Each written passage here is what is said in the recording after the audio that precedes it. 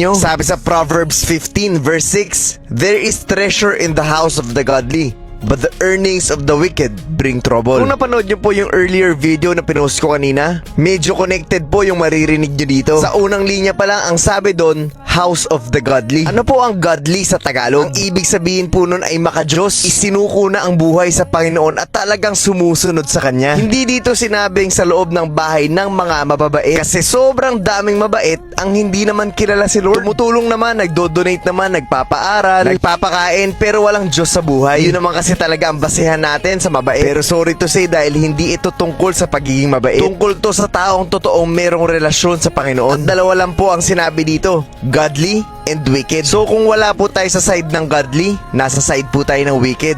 Ganun lang po kasimple yun. Pagkakataon nyo na po to para intindihin mabuti. Pwede nyo pong i-replay, pakinggan at basahin ulit yung verse na binasa natin. Sana po ay malinaw at naiintindihan nyo po ang mensahe ng video na to.